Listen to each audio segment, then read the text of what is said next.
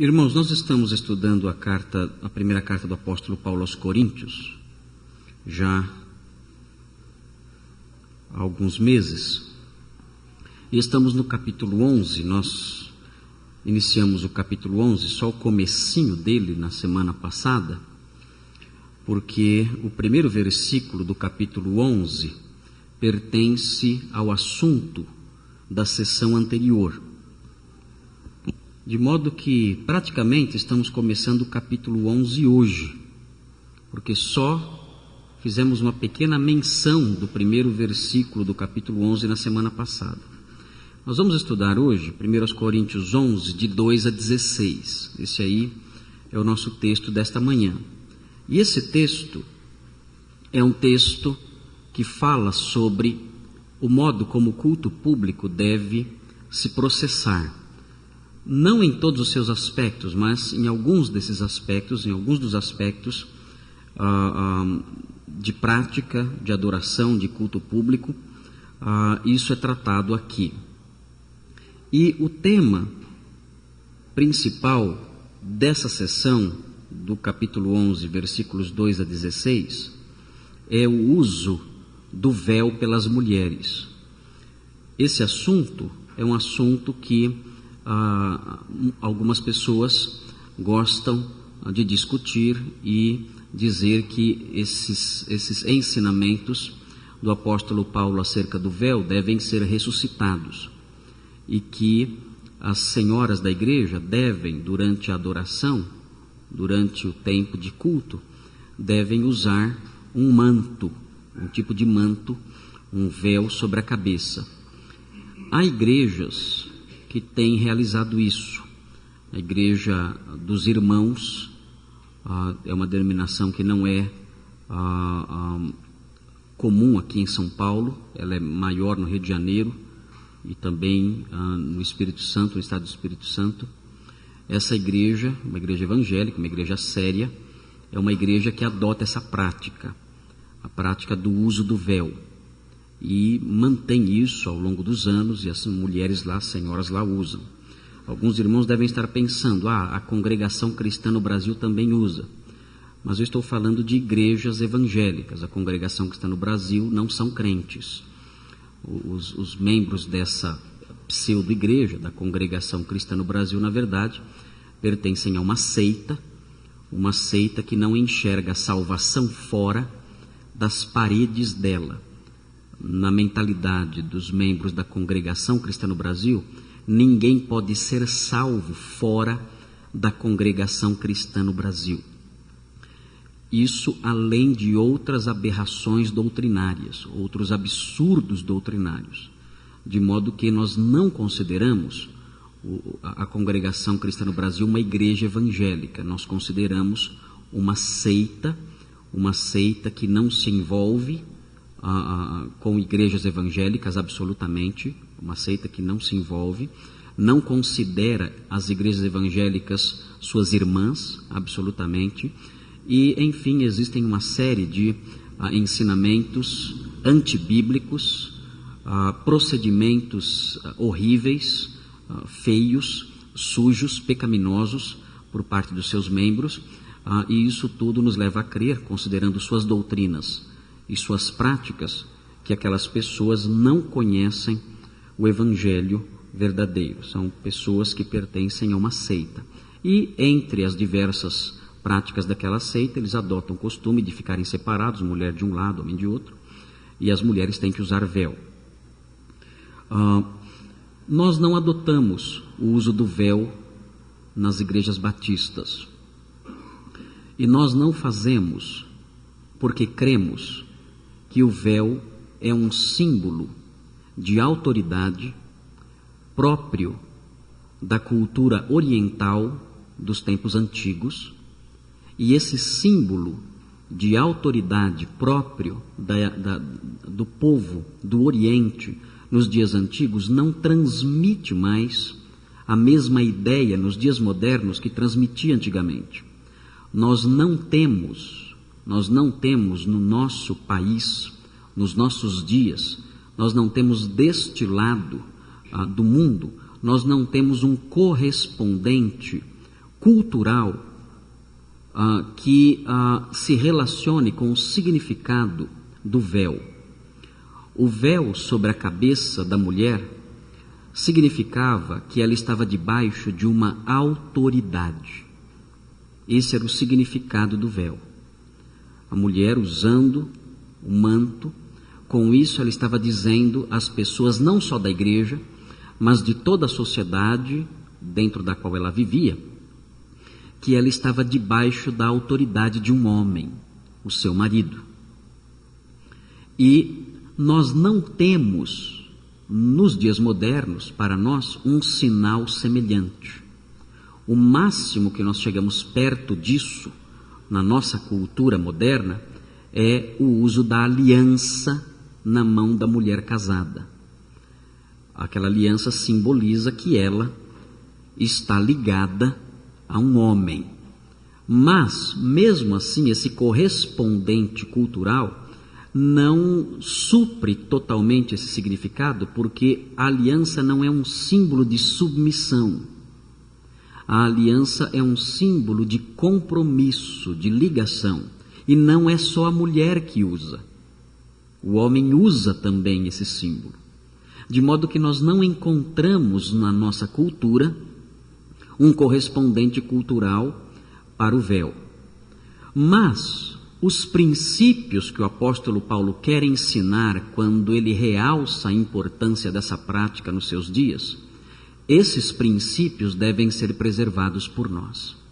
E que princípios são esses? São princípios relacionados ao lugar que a mulher deve ocupar no lar e o lugar que a mulher deve ocupar na igreja. Essas coisas devem ser preservadas.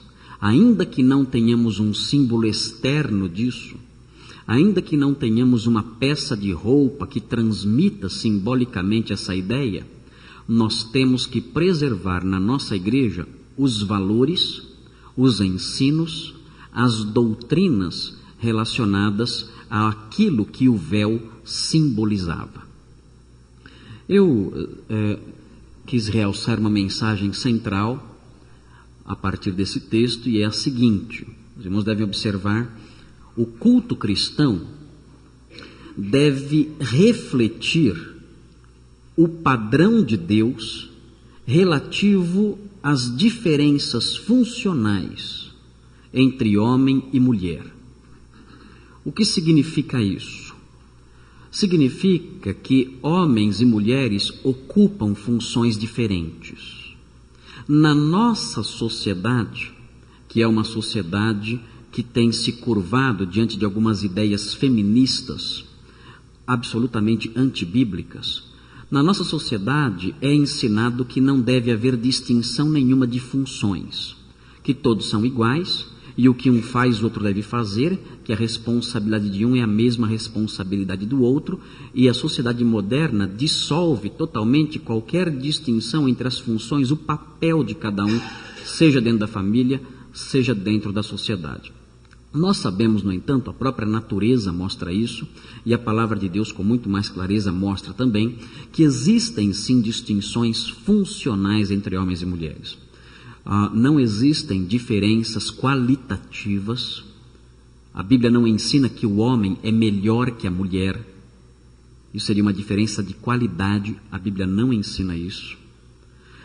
Não existe uma hierarquia de essência. A Bíblia não diz que o homem é um ser superior à mulher, mais inteligente, mais capaz. Absolutamente, a Bíblia não ensina isso. E qualquer pessoa que ensinar isso não entendeu o que a Bíblia quer dizer com essas distinções que ela aponta. A Bíblia mostra simplesmente que existem diferenças de papéis. Cada um deve ocupar uma função específica. Cada um deve realizar certas tarefas dentro da igreja e dentro do lar. E é a ausência dessa compreensão que destrói as famílias. Muitas mulheres assumem as rédeas da sua casa. E muitos homens, não sabendo como reagir diante disso, se apagam. Então, alguns homens se anulam e a mulher toma a frente. Pronto, o lar já está de ponta cabeça. Está do jeito que o diabo quer que ele seja. O diabo conseguiu inverter os papéis. Aí as crianças não entendem mais nada. As crianças não sabem para que serve o pai. E aquele menino um dia vai ser pai. E quando ele for pai, ele não sabe como é ser pai. Porque ele nunca aprendeu, nunca teve um modelo. Aquele menino não sabe o que é ser marido. Porque ele nunca viu um marido em funcionamento. Ele pensa que ser marido é ser igual ao pai dele. E vai gerar frustrações para sua futura esposa, que viu também na sua casa um modelo errado. E acha que ser esposa é mandar no marido, é brigar com o marido, é mandar o marido calar a boca. E assim os lares vão se deteriorando, se destruindo, as crianças confusas, sem saber como se deve comportar dentro de uma família. E isso, é claro, é tudo trazido para dentro da igreja. Na igreja nós vemos as mulheres em contínua atividade e os homens parados. Isso é um reflexo do que acontece em casa. Isso é trazido para a igreja. E a igreja perde com isso.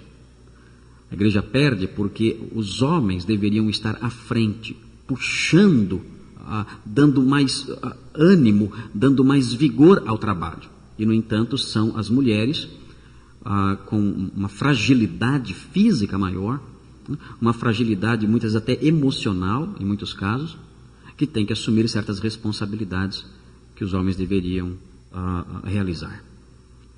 O apóstolo Paulo ensina que existem diferenças, sim, funcionais. Não são diferenças qualitativas, não. Não são diferenças espirituais, o homem não é mais santo ou menos santo que a mulher, nada disso. Não são diferenças ontológicas, o homem não é um ser superior à mulher, absolutamente nada disso, as pessoas devem entender isso muito bem. O que existem são diferenças de funções. E o texto que nós lemos, a mensagem central que está aqui, mostra que o culto cristão deve refletir isso. Quando nós nos reunimos como igreja, nós devemos, de alguma forma, refletir aqui juntos esse padrão. As pessoas que entrarem na nossa igreja devem olhar para nós reunidos aqui e ver como é que um homem se comporta e como é que uma mulher se comporta. Os incrédulos devem entrar aqui e devem observar e ver, olha como deve ser a nossa casa, olha como deve ser a nossa família, olhe como é a postura daquelas senhoras, olhe como é a postura daqueles homens, veja a função de cada um, o papel que cada um desempenha, vejam. Isso aí está refletindo como as coisas devem ser na nossa vida. A igreja deve refletir isso. O apóstolo Paulo, quando escreveu aos Coríntios, ele sabia que havia um problema muito sério naquela igreja. Na cidade antiga, nos tempos antigos, a mulher era considerada um ser inferior. Vejam, era uma diferença ontológica, qualitativa. As mulheres eram consideradas propriedade do homem. Se o homem quisesse matar a sua esposa, ele poderia matá-la. Não teria problema nenhum, é dele, ele faria o que ele quisesse com ela. Era um objeto. Muitas pessoas discutiam. Os teólogos da época, os filósofos da época, discutiam se a mulher tinha alma. Será que a mulher tem alma? E discutiam essa questão. Eles tinham certeza que os homens tinham alma, mas as mulheres, será que tinham alma? Consideravam as mulheres inferiores. Havia um desprezo muito grande pelas mulheres. Quando nascia uma menina, os pais se entristeciam profundamente. E os judeus, todos os dias, os judeus homens, todos os dias, agradeciam a Deus por não terem nascido mulher. Isso era parte da sua gratidão a Deus diária. Senhor, obrigado, porque eu não nasci gentil e porque eu não nasci mulher. E eram consideradas seres inferiores, ensinavam que através delas a maldade entrou no mundo em virtude do episódio do Éden. Paulo diz que não foi assim, que a maldade entrou por causa do homem, não por causa da mulher. E a coisa caminhava nessa direção. Quando chegou o cristianismo, os mestres cristãos disseram: não, tudo isso está errado. E disseram: em Cristo não há homem nem mulher. Em Cristo todos são um, todos são irmãos. Não há diferença entre homem e mulher em Cristo. Vocês são membros uns dos outros. Cada um tem seu papel, cada um tem sua importância dentro da igreja. Não há nada disso de um ser superior ao outro. Quando as mulheres de Corinto aprenderam essa lição, que não havia desigualdade qualitativa entre homens e mulheres, as mulheres de Corinto começaram a colocar as asinhas para fora. E disseram: bom, então não há diferença? Não. Então nós vamos mostrar quem é que manda aqui. E então elas começaram a assumir a frente das coisas. E aquele sinal de autoridade que elas usavam, elas tiraram. Disseram: não, nós não temos mais nenhuma diferença entre nós e os nossos maridos, entre nós e os líderes da igreja, absolutamente. Nós desfrutamos do mesmo nível de igualdade funcional com os homens. E assumiam a frente, iam à frente, falavam e pregavam, ensinavam, exortavam, enfim. Estavam desrespeitando totalmente a autoridade masculina que havia dentro da igreja. E o maior sinal disso era o fato de não estarem mais usando o símbolo de sujeição.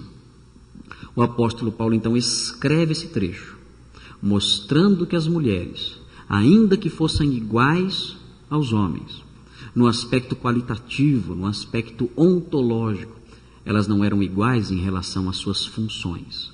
Elas deveriam sim ocupar, dentro das funções, no lar ou na igreja, lugares, escalões inferiores. Vejam o que diz o apóstolo Paulo nas etapas do seu ensino. Nós temos algumas etapas no ensino do apóstolo Paulo e vamos ver a primeira delas aí, a primeira etapa, a hierarquia estabelecida. Vejam como o apóstolo Paulo estabelece uma hierarquia no texto que está diante de nós. Observe com atenção. Isso é muito importante porque isso nos dias modernos, se eu pregar esse sermão por aí afora, é capaz de eu ser linchado no final. Porque esses princípios são severamente atacados pelas pessoas aí fora, severamente atacados. Mas nós que somos crentes temos que abraçar com firmeza a verdade, independentemente da força das ondas que tentam nos desviar. Para nós só existe um pensamento correto, e não é o pensamento do mundo. Para nós só existe uma verdade, e não é a verdade, entre aspas, que o mundo prega. Nós pouco nos importamos com o que o mundo pensa disto aqui. Nós pouco nos importamos com o que o mundo acha do cristianismo ou dos nossos valores. Isso para nós é absolutamente secundário. E para nós é até natural que o mundo rejeite essas coisas, porque o mundo jaz no maligno, o pai das pessoas aí de fora é Satanás, é o diabo, ele é também o pai da mentira, e é natural que os seus filhos rejeitem a verdade. Nós, no entanto, somos crentes, somos salvos. E o nosso apego a essas coisas deve ser incondicional. Não importa se somos tratados como tolos, como retrógrados, como pessoas radicais, isso não interessa. Esses títulos todos, esses rótulos todos com que as pessoas nos gravam, não devem nos incomodar. Nós cremos na palavra de Deus. Tudo mais para nós é tolice, mentira, é vaidade, não vale nada. E destrói. Toda mentira destrói. Nós temos visto o que está acontecendo na sociedade moderna. Uma destruição da sociedade, porque princípios como esse não são observados na família e em nenhum lugar. Vejam o que diz o versículo 2. Eu os elogio por se lembrarem de mim em tudo e por se apegarem às tradições exatamente como eu as transmiti. O apóstolo Paulo começa com um elogio, mas ele está só alisando para entrar de sola com a vara. Ele primeiro alisa, prepara o terreno para dar um coro nos coríntios que precisavam apanhar um pouquinho. Mas ele é sincero. Ele sabe que os coríntios estavam se apegando, sim, a algumas tradições, como é chamado aqui. Não é a tradição aqui, não é no sentido que nós temos, certos costumes antigos, como nós consideramos a palavra tradição. Tradição aqui significa aquilo que foi transmitido por via oral através do apóstolo Paulo. Tradição aqui é o ensino dele, que ele ia passando, que ele ia transmitindo. Tradição tem a sua raiz na ideia de transmitir, de passar. Ele está dizendo, olha, eu estou contente porque vocês têm mantido as tradições. Que tradições? Não são os costumes que ao longo dos séculos nós desenvolvemos, mas sim as coisas que vocês receberam de mim através da via oral. As coisas que eu ensinei oralmente para vocês, essas coisas são as tradições, as coisas que eu transmiti, que eu passei. Vocês têm mantido isso. E eu estou contente porque vocês têm mantido essas tradições, esses ensinos que oralmente eu transmiti. Mas, aí vem o porém, no versículo 3.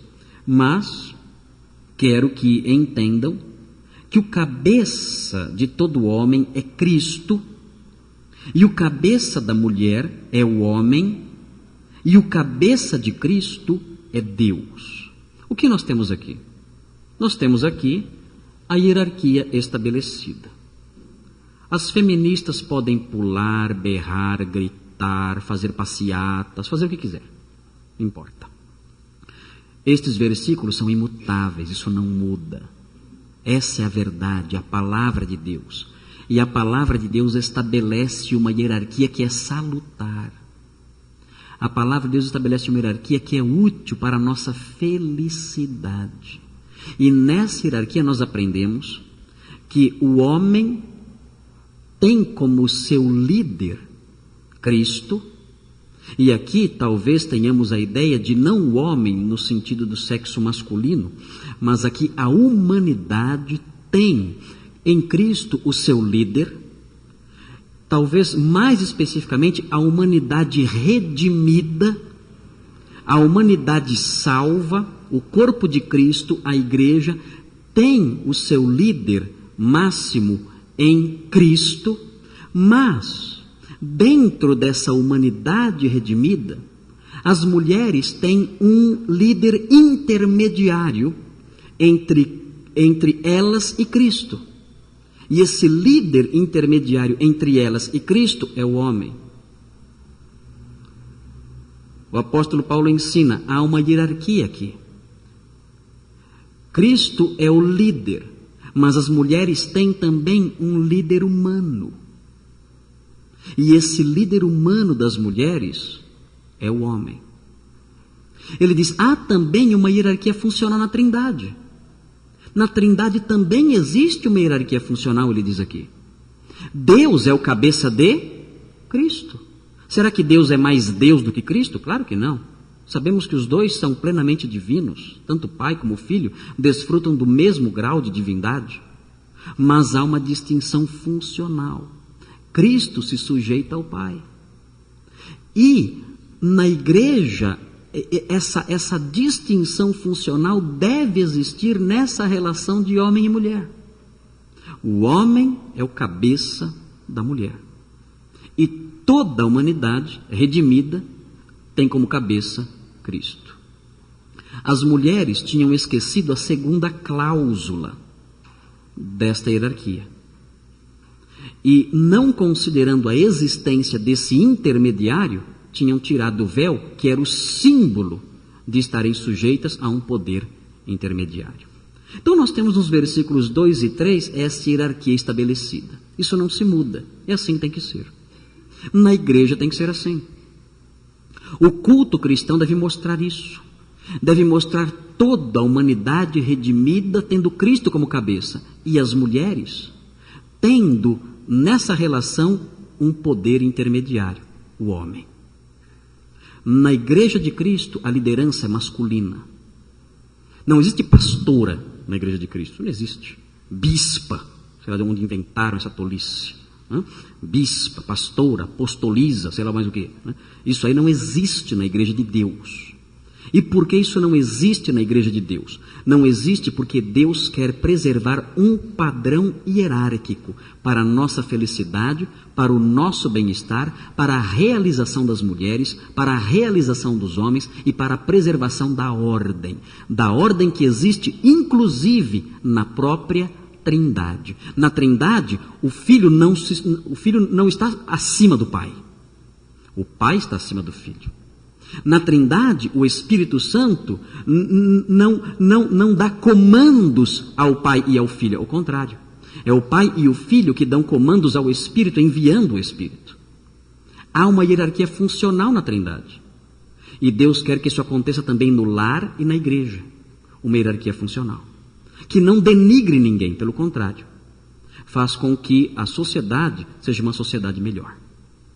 De modo que a igreja cristã deve rejeitar essas ideias que temos hoje em dia. Há muitas igrejas abraçando lideranças femininas. Isso é solapar a Sagrada Escritura a fim de abraçar filosofias modernas mundanas. Na igreja de Deus, a liderança é masculina. Algumas senhoras brigam comigo às vezes por causa disso. Mas não é comigo que devem brigar. Devem pegar esse texto e explicá-lo então, distorcê-lo, modificá-lo, arrancá-lo, jogá-lo no lixo para mudar isso aí. Porque o texto diz com toda clareza que deve existir essa distinção funcional dentro da igreja. O ambiente aqui aponta para o contexto eclesiástico. Há uma hierarquia estabelecida e nós temos que respeitar isso dentro da igreja e dentro do lar. No lar é assim também. As senhoras devem aprender essa lição. O cabeça, o líder delas é o marido. E os maridos devem ter consciência disso, do seu papel de liderança, porque há maridos apáticos em relação a isso. E eles responderão por sua liderança diante de Deus. Eles responderão. Assim como o pastor responderá pelo seu ministério, o ministério que realizou diante do seu rebanho, do rebanho que Deus lhe deu, diante de Deus ele responderá, os maridos também responderão. Pelo seu papel de liderança na família, se foram líderes verdadeiros ou não. Mas nós temos também, na sequência do ensino do apóstolo Paulo, nós temos também a hierarquia demonstrada, nos versículos 4 a 7. Vamos ver como essa hierarquia deveria se expressar, como essa hierarquia deveria aparecer lá em Corinto e na igreja de um modo geral. Vejam o que diz. Todo homem que ora ou profetiza com a cabeça coberta, desonra sua própria cabeça. O que significa isso? Se um homem em Corinto colocasse um véu sobre a cabeça, sabe o que significaria isso? Que ele estava dizendo o seguinte: existe uma autoridade entre mim e Cristo. Talvez minha esposa. Existe uma autoridade humana entre mim e Cristo. E esse véu sobre a minha cabeça é um sinal disso, que eu estou sujeito a uma autoridade intermediária, que eu estou sujeito a uma autoridade humana. Paulo fala, isso é errado. O homem não está sujeito a uma autoridade intermediária humana entre ele e Cristo, não. A mulher sim, está sujeita ao homem, mas o homem não. Se o homem colocar o véu sobre a cabeça, é como se ele estivesse dizendo, olha, em casa quem manda é minha mulher. Olha, aqui nessa igreja aqui, quem manda é a mulherada, eu estou sujeito a elas. O apóstolo Paulo fala, isso é errado. Os homens não podem assumir essa postura de sujeição às mulheres. Não podem dar sinais disso. Lá em Corinto o sinal disso seria o véu. E ele fala, eles não podem usar sinais, eles não podem dar sinais dessa sujeição. Isso não pode existir. Eles devem refletir o padrão de Deus. E o texto continua. Vejam. E toda mulher que ora ou profetiza com a cabeça descoberta, desonra a sua cabeça, pois é como se a tivesse rapada. Se a mulher não cobre a cabeça, deve também cortar o cabelo. Se, porém, é vergonhoso para a mulher ter o cabelo cortado ou rapado, ela deve cobrir a cabeça. O homem não deve cobrir a cabeça, visto que ele é a imagem e glória de Deus, mas a mulher é glória do homem. O apóstolo Paulo reduz a possibilidade até o absurdo. Ele diz o seguinte: a mulher deve ter o véu sobre a cabeça como um sinal de autoridade, um sinal de que existe alguém entre ela e Cristo. Se a mulher não quer aceitar isso, se a mulher não quer adotar dentro da igreja um padrão que Deus estabeleceu, ela deve de uma vez por todas assumir o modelo mundano. Já que é para viver como o mundo ensina dentro da igreja, abrace de uma vez por todas o modelo mundano. Em Corinto, uma mulher que rapava a cabeça era uma prostituta. As prostitutas, naqueles dias, rapavam a cabeça, deixavam a cabeça descoberta e ficavam na rua. Isso significava que elas estavam disponíveis, ali com a cabeça descoberta e rapada. O apóstolo Paulo fala para as mulheres de Corinto: vocês querem então adotar um padrão antibíblico? Vocês querem então adotar um padrão não cristão? Então adotem esse padrão de uma vez por todas. Rapem logo a cabeça. Abracem de uma vez por todas o que o mundo ensina. Por que ficar em cima do muro? Por que ficar com um pé lá e outro cá? Por quê? Não, adotem logo de uma vez o que é vergonhoso. Assumam um estilo de vida inteiramente. Se vocês abraçaram um estilo de vida, abracem esse estilo de vida totalmente, plenamente. Não abracem pela metade. Vocês querem viver como as mulheres lá de fora? Que não tem recato, que não tem respeito, que não tem sujeição? Vocês querem viver como as mulheres de Corinto? Pois bem, rapem a cabeça e assumam essa postura de uma vez por todas. Mas ele diz: mas nós sabemos que isso é indecoroso. Por isso vocês devem nutrir dentro da igreja e fora dela, o contexto aqui é mais dentro da igreja, essa postura de submissão e demonstrar isso através do uso desse véu que vocês usam aí. O apóstolo Paulo fala que o homem é a glória de Deus e a mulher é a glória do homem. E o que é que significa isso? O texto quer transmitir com isso a ideia de que Deus compartilhou da sua autoridade com o homem. Deus compartilhou da sua autoridade com Adão, colocando-o sobre a criação. E quando Deus criou Eva a partir de Adão, Adão começou a dividir as suas funções de governo com Eva, que era a sua governante auxiliar. É isso que significa ser a glória. Ser a glória significa compartilhar a autoridade de alguém. Deus disse: Adão, eu tenho autoridade sobre o universo que eu criei, mas eu vou compartilhar a minha autoridade com você. Você vai dominar sobre a minha criação. Ali estava Adão, refletindo a glória de Deus através da autoridade. E a mulher, quando foi criada, começou a auxiliar Adão no exercício dessa autoridade sobre a criação. A mulher reflete no exercício das suas funções a autoridade que o homem lhe empresta. A mulher auxiliando o homem nas suas tarefas, seja no lar, seja na igreja, ela reflete a glória do homem, a autoridade do homem. E o apóstolo Paulo quer que seja assim. O apóstolo Paulo quer que as mulheres reflitam na sua conduta a autoridade do homem. E o homem reflita na sua conduta a autoridade de Deus. Isso é ser a glória de Deus. Isso é ser a glória do homem. A mulher que desonra o seu marido, que não se sujeita ao seu marido, mancha a glória do seu marido. Assim como o homem que desobedece a Deus, mancha a glória de Deus. Toda mulher que desrespeita o homem, toda mulher que desrespeita o seu marido, não importa quem ele seja, ela está lançando sobre a sua glória uma nuvem. E está desrespeitando a hierarquia que Deus estabeleceu.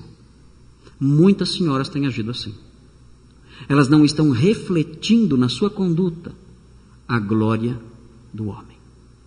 E muitos homens, por não assumirem o seu papel de autoridade no lar ou na igreja, não estão refletindo a glória de Deus. O apóstolo Paulo fala que a hierarquia tem que ser demonstrada. E se não quisermos adotar essa hierarquia, então que abracemos de uma vez por todas os padrões sujos e errados do mundo. Nós não podemos ser meio certos. Nós não podemos ser meio cristãos. Nós não podemos ser meio bíblicos. Não. Ou somos bíblicos ou somos mundanos. E Paulo apela para isso. Se você não quer se sujeitar, então rape a cabeça e vá para a rua. É o que ele diz. Vejam agora a hierarquia fundamentada nos versículos 8 a 10. Vejam o que Paulo diz. Versículos 8 a 10. Pois o homem não se originou da mulher, mas a mulher do homem. Por que a mulher tem que estar numa posição hierárquica inferior? Paulo aqui fundamenta, ele mostra por quê. Ele fala, o homem não se originou da mulher, mas a mulher do homem. Ele está falando sobre a criação.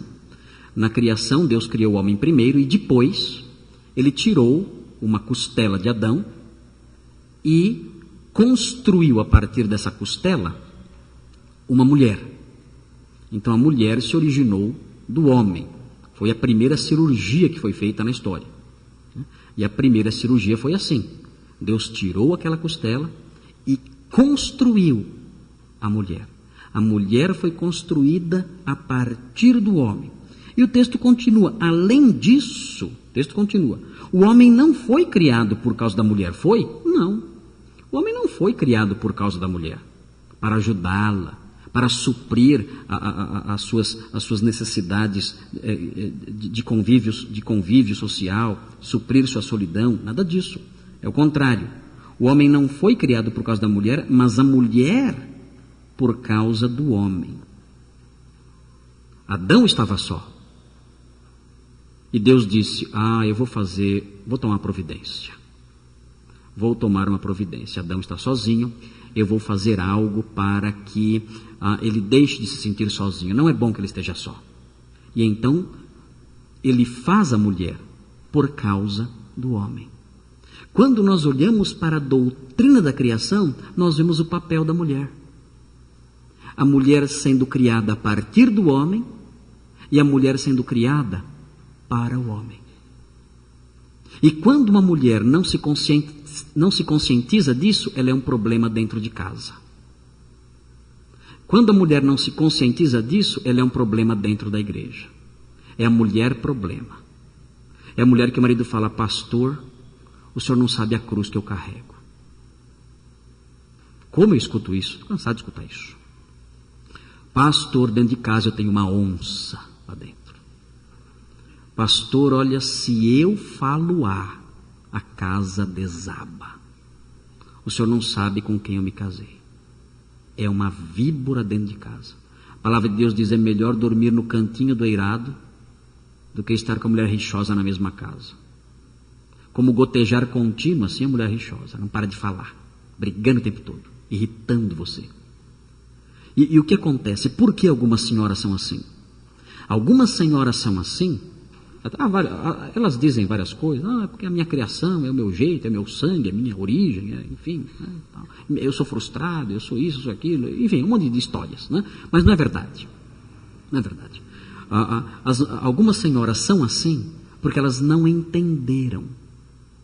Elas não entenderam o padrão de Deus para a família. Elas não entenderam o padrão de Deus para elas. Elas não entenderam.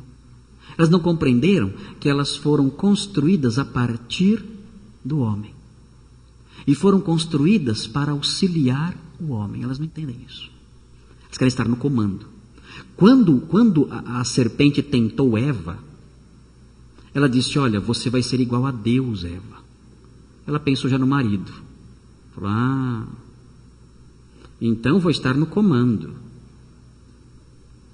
Eu serei igual a Deus? Sim. Então, peraí, eu fui feita para auxiliar. De auxiliar, eu vou pular para diretor.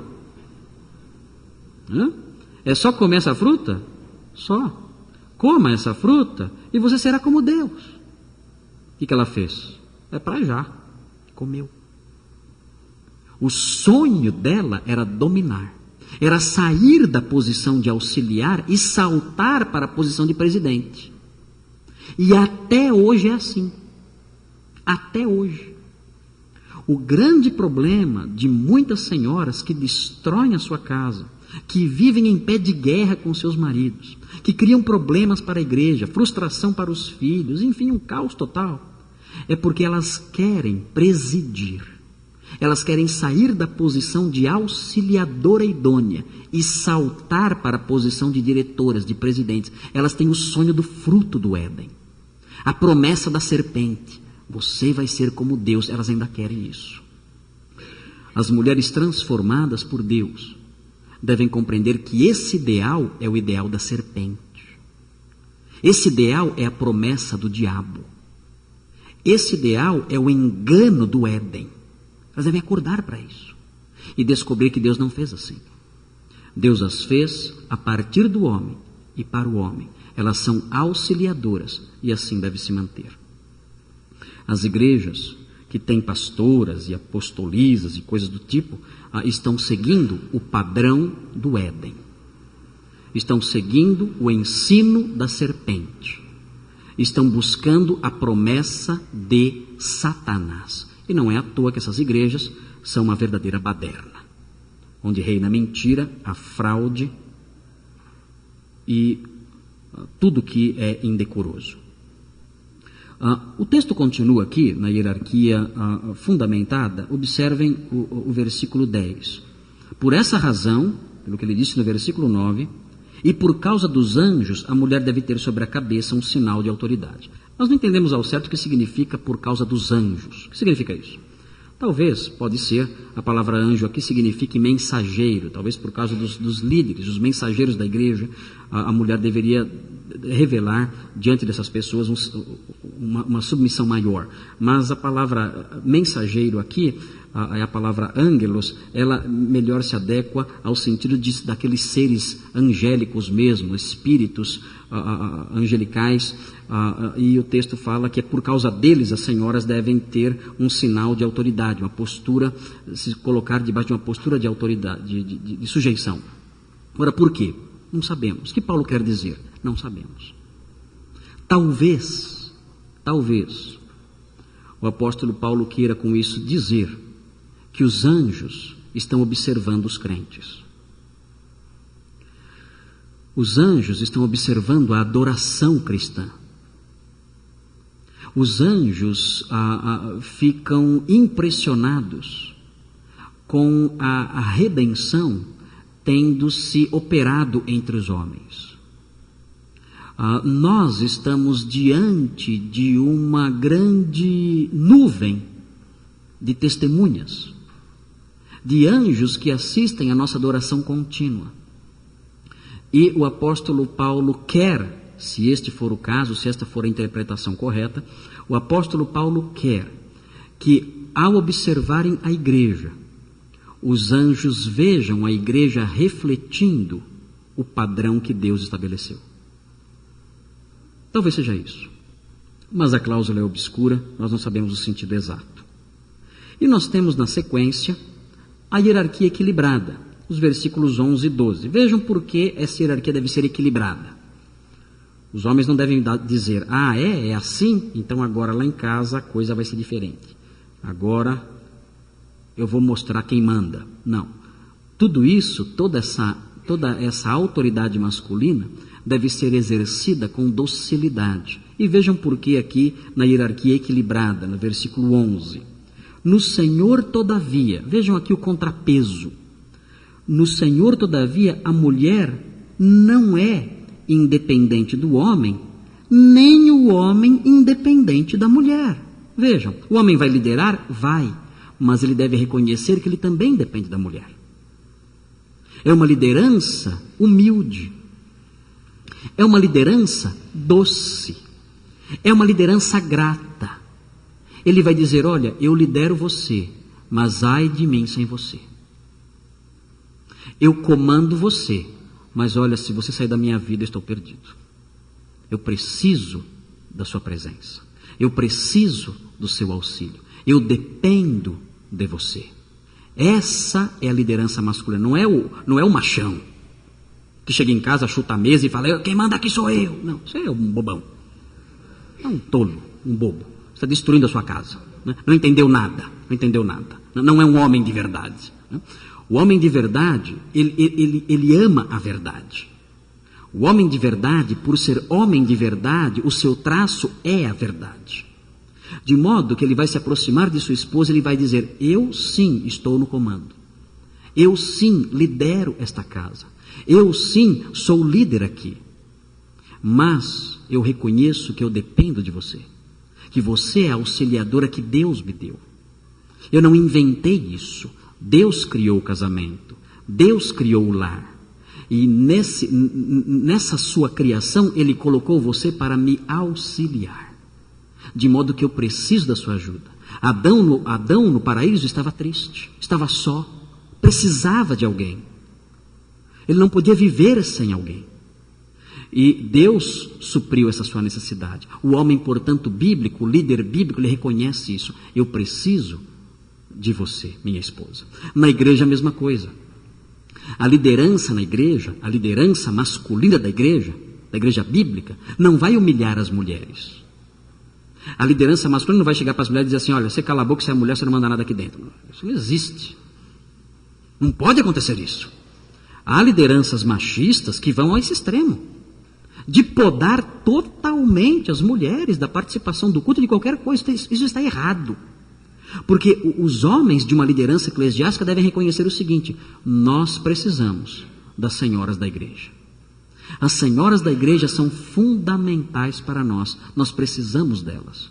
Elas foram dadas para a igreja com uma função, com um trabalho, com uma importância, e precisamos delas. Percebam como a hierarquia fica equilibrada. Há um comando, mas não é um comando de um déspota, não. É um comando doce, sujeito àquilo que Deus fez e reconhecendo a importância do outro. Vejam, pois assim como a mulher proveio do homem, versículo 12, também o homem nasce da mulher, mas tudo provém de Deus. Paulo está dizendo: olha, nós precisamos uns dos outros. O fato de eu ser autoridade no meu lar não significa que eu possa viver sem minha esposa. O fato dos homens serem autoridade na igreja não significa que eles podem viver sem elas. Absolutamente. Paulo aqui equilibra. E ele mostra que a liderança deve ser realizada com esse reconhecimento. É a hierarquia equilibrada. Meus irmãos, já imaginaram se os nossos lares fossem assim? Já pensaram? Já imaginaram que coisa maravilhosa seria? Vocês jovens que querem construir um lar um dia, tem aqui um modelo maravilhoso para vocês. Vocês querem ser felizes? Querem ser felizes? Ou vocês querem viver o que vocês veem aí fora? Para viver o que vocês veem aí fora, a desgraça que vocês veem aí fora, é muito fácil. Não precisa seguir receita nenhuma, só o próprio coração. Siga o próprio coração, seus instintos naturais. Sim, as moças, os rapazes, sigam seus instintos normais, os conselhos do mundo. Sabe o que a sua amiga vai dizer, moça? Deixa de ser boba. Deixa de ser boba. Você deixa seu marido dominar você? Deixa de ser tão. Você tem sua vida, você é uma mulher inteligente, moderna. Siga esse padrão. Os homens, mesma coisa. Sigam os padrões aí de fora. Aqui, deixa essa mulher para lá. Aqui, esquece isso aí. Esquenta a cabeça com a sua mulher, não. Viva a sua vida. Siga esse padrão. E vocês serão as pessoas mais infelizes da terra. Como são infelizes os casais que nós vemos aí fora. Querem ser felizes? Adotem esse padrão aqui. Adotem esse padrão. Rapazes, homens, uma liderança firme, bíblica e doce. Moças, reconhecendo o papel que Deus lhes deu. E vocês verão o que é uma família feliz. E eu posso falar isso com toda segurança, porque eu adotei isso com a minha esposa. E não existe no mundo um lar mais feliz que o meu. Não existe. Eu duvido que exista sobre a terra um lar mais feliz que o meu. Não há. Não há. E isso tudo voluntariamente. Minha esposa assumiu seu papel como auxiliadora idônea, livre, nunca exigi isso dela. Ela, por si só, conhecendo a palavra de Deus, se abraçou esse modelo de esposa. Eu, conhecendo a palavra de Deus, abracei esse modelo de marido, e nós vivemos juntos já há 11 anos, e não existe sobre a terra um lar como o meu. Não há. Não há. Talvez um pouquinho abaixo, talvez tenha alguns aí, mas tão feliz como o meu não há. Então eu posso dizer isso a vocês todos, com toda segurança. O padrão de Deus foi dado para a nossa felicidade. Ai de mim, se eu não tivesse abraçado isso. Ai da minha esposa e das minhas filhas, se nós tivéssemos seguido o padrão do mundo. O mundo ri da minha esposa. O mundo ri de mim, mas e daí? Eu me importo com isso? Eu quero viver na lama? Eu vou ligar quando eu passo perto de um chiqueiro e os porcos gritam? Eu vou ligar para isso? Quando eu passo com a minha família, feliz, alegre, realizado, contente, e os porcos começam a gritar, eu vou ligar para os porcos? Eu me importo com os porcos. Continue na sua lama, na sua sujeira, nos seus gritos, nas suas sujidades todas. Não me importo com isso. Eu vivo um padrão monumental que Deus ensinou e sou feliz com isso. Poucos homens são felizes como eu na família. Isso não significa que eu sou melhor do que ninguém, em hipótese alguma. Significa só que o que está na Bíblia pode ser vivido. E quando é vivido, funciona. Funciona de verdade. E finalmente nós temos a hierarquia avaliada. O apóstolo Paulo pede para avaliar. Ele diz no versículo 13: julguem entre vocês mesmos. É apropriado uma mulher orar a Deus com a cabeça descoberta? O apóstolo Paulo está aqui frisando os padrões da época. Será que é apropriado uma mulher agir assim, de modo indecente dentro da igreja? Não revelando, não expressando a sua sujeição ao marido? Ele diz: a própria natureza das coisas não lhes ensina que é desonroso para o homem ter cabelo comprido, e que o cabelo comprido é uma glória para a mulher? O apóstolo Paulo aqui se apega à natureza de várias culturas. A maior parte das culturas do mundo mostra os homens de cabelo curto e as mulheres de cabelo comprido. É só você olhar ao seu redor. A maior parte das culturas do mundo é assim: as mulheres de cabelo comprido, os homens de cabelo curto. Por quê? Por que esse traço cultural está dentro de nós? Qual o objetivo disso? Porque na maior parte dos povos que nós vemos povoando a face da terra, as coisas são assim. Vemos entre os índios primitivos, cabelinho do homem curtinho, cabelo das mulheres comprido. O que acontece? Onde vamos, vemos na televisão os povos por aí afora, geralmente é assim. Cabelo das mulheres comprido, cabelo dos homens mais curto. Algumas culturas variam um pouquinho, né? Não há de errado a mulher cortar o cabelo, tem igrejas que proíbem a mulher de cortar o cabelo. Isso é tolice. O texto não ensina isso. O texto só mostra que, olhando para a cultura mundial, nós percebemos uma certa tendência natural dentro do homem. E essa tendência natural dentro do homem, de acordo com o texto, não é por acaso. O fato da mulher sempre deixar o cabelo mais comprido é um sinal presente no coração dela de que ela está sujeita a uma autoridade intermediária. E o fato do homem cortar o cabelo, tirar esse véu natural, esse véuzinho natural aqui, o fato do homem cortar esse véuzinho natural aqui, é um sinal cultural presente aí no coração das pessoas ao redor do mundo de que ele não está debaixo de uma autoridade intermediária. E Paulo fala isso: olha, a natureza mostra isso. Olhem a cultura ao redor de vocês. Olhem os povos ao redor de vocês. Nós vemos traços disso aí no próprio uso do cabelo.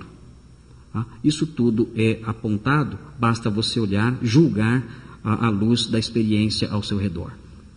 E veja o que diz o versículo 16. Mas se alguém quiser fazer polêmica a esse respeito, nós não temos esse costume, nem as igrejas de Deus. Será que tem gente que vai querer arrumar briga por causa disso? Discordo, a mulher tem que mandar igual o homem. Será? Claro que sim. O apóstolo Paulo sabia? Claro que sabia. Então ele escreve versículo 16. Se alguém quiser fazer polêmica, nós não temos esse costume. Nós não vamos brigar. Nós não vamos discutir. Nós não vamos polemizar.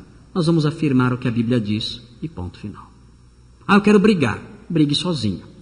Porque nós não vamos brigar. O que a Bíblia diz é isso e é assim que será. Meus irmãos, esse é o texto de 1 Coríntios 11.